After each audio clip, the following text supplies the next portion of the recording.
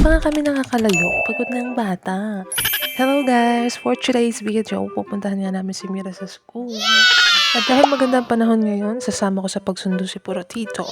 So ngayon ay Thursday, at every Thursday merong BJJ class si Noel. Minsan kasi iniiwan ko siya dun sa gym kapag may class si Noel, tapos susundin ko si Mira.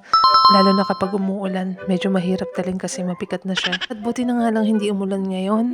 Magandang sikat ng araw. Kaya tara na sa school. Nilakad nga lang namin mula bahay hanggang school. So nakarating na nga kami sa school. Sa wakas, makakapagpahinga rin ako ng pagbuhat sa kanya. Tuwan-tuwa ang bata kasi may nakita siyang mga ibang bata na naglalaro. Isa rin sa dahilan na ba't gusto namin siyang dinadala sa school kasi pag nakakita siya ng mga ibang bata, sobrang natutuwa talaga siya. Lagi siyang nag-hi, tapos lagi nakikipag-peace bump. Tapos pag aalis na kami, sasabihin niya, bye-bye. Kaya kahit na mahirap siyang dalhin, gustong-gusto pa rin namin siyang dinadala sa school kasi nga sobrang gahin na itong batang to.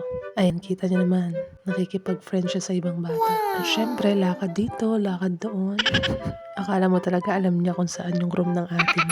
At ayan na nga, sakto ang pagdating namin, labasan na nila Mira. At syempre, tuwan-tuwa ang ate niya na makita ang kapatid niya.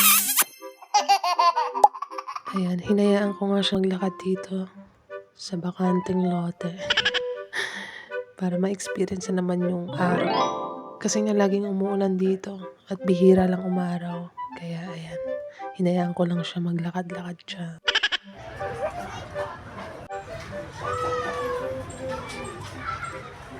At ang very good na bata, naghugas ng kamay. Nice!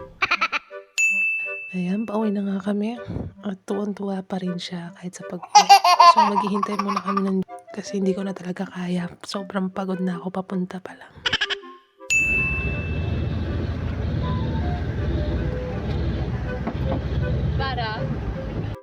So ngayon dahil may BJJ class nga si papa nila, pupunta muna kami saglit para makapag-take video. At ito ang batang to, enjoy na enjoy ang elevator. Paano natuto na siya magpindot-pindot dyan. Ay, number 3. And then number 3. Wow!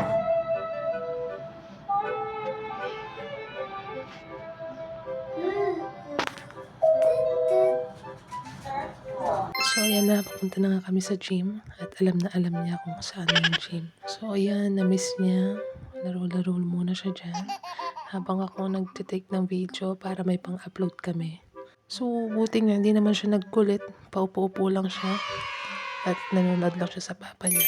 And after nga makapag-take ng video, umuwi na rin kami agad. That's all for today. Ciao, ciao!